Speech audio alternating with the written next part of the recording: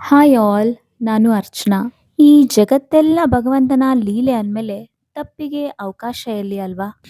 ಭಗವಂತ ತನ್ನ ಮಕ್ಕಳಿಗೆ ಅಂದರೆ ತನ್ನದೇ ಸ್ವರೂಪವಾದ ನಮಗೆ ಹಿಂಸೆ ಕೊಡ್ತಾನ? ಖಂಡಿತವಾಗ್ಲೂ ಇಲ್ಲ.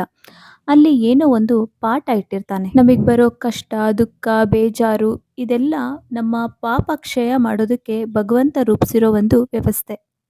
ಶಾಲೆಯಲ್ಲಿ ಮೊದಲು ಪಾಠ ಅಂತೆ, ಆಮೇಲೆ ಪರೀಕ್ಷೆ ಅಂತೆ. ಆದರೆ ಜೀವನದಲ್ಲಿ ಮೊದಲು ಪರೀಕ್ಷೆ ಅಂತೆ, ಆಮೇಲೆ ಪಾಠ ಅಂತೆ. ಎಷ್ಟು ಚೆನ್ನಾಗಿದೆ ಅಲ್ವಾ? ಈ ಜೀವನ ಅನ್ನೋ ಪರೀಕ್ಷೆಯಲ್ಲಿ ನಾವು ಪಾಸ್ ಆಗಲೇಬೇಕು. ಸಮಾಧಾನ, ತಾಳ್ಮೆ, ಸಹನೆಯನ್ನು ನಾವು ಮನಸ್ಸಿಗೆ ತಂದ್ಕೊಂಡು ನಮ್ಮ ಪಾಪವನ್ನು ಕಳ್ಕೋಬೇಕು ಮತ್ತು ಹೊಸ ಪಾಠವನ್ನು ಕಲಿಬೇಕು. ಜ್ಞಾನಿಗೆ ಜಗತ್ತು ಒಂದು ಕನಸಿದ್ದ ಹಾಗೆ. ಅವನಿಗೆ ಸಮಸ್ಯೆ ಒಂದು ಸಮಸ್ಯೆ ಆಗಿರೋದಿಲ್ಲ. It is just an incident. ಅದು ಒಂದು ಘಟನೆ ಅಷ್ಟೆ. ಅದು ಪ್ರತಿಕೂಲವೋ ಅಥವಾ ಅನುಕೂಲವೋ ಅದು ನೋಡುವವರ ದೃಷ್ಟಿಕೋನ ಅಷ್ಟೆ. ಘಟನೆಯನ್ನು ಬರೀ ಘಟನೆ ಥರ ನಾವು ನೋಡಿಬಿಟ್ರೆ ಸಾಕು. ಅಲ್ಲಿ ತಲೆ ಕೆಡಿಸ್ಕೊಳ್ಳೋ ಅಂಥದ್ದು ಏನೂ ಇರಲ್ಲ ಆವಾಗ. ಆದರೆ ಅದು ಜ್ಞಾನಿಗೆ ಮಾತ್ರ ಸಾಧ್ಯ.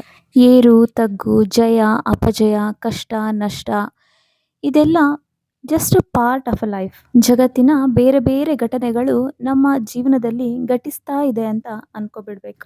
ತಾನು ಅದೆಲ್ಲದಕ್ಕಿಂತ ಬೇರೆಯಾಗಿ ಸಾಕ್ಷಿ ಬ್ರಹ್ಮನಾಗ್ಬಿಡ್ಬೇಕು. ಇದನ್ನು ಜಗತ್ ಮಿಥ್ಯಾರ್ಥ ದೃಷ್ಟಿ ಅಂತ ಹೇಳ್ತಾರೆ. ಆದರೆ ಇದು ಒಬ್ಬ ಧ್ಯಾನಿಗೆ ಮಾತ್ರ ಸಾಧ್ಯ ಆಗುತ್ತೆ. ಧ್ಯಾನದಿಂದ ನಮ್ಮ ಮನಸ್ಸನ್ನು ಹಿಡಿತದಲ್ಲಿಟ್ಕೊಂಡು ನಮ್ಮ ಲೈಫಲ್ಲಿ ಬರೋ ಚಾಲೆಂಜಸ್ಸನ್ನೆಲ್ಲ ಫೇಸ್ ಮಾಡಿ ಈಸಿಯಾಗಿ ಓವರ್ಕಮ್ ಮಾಡ್ಬೋದು. Thank you so much.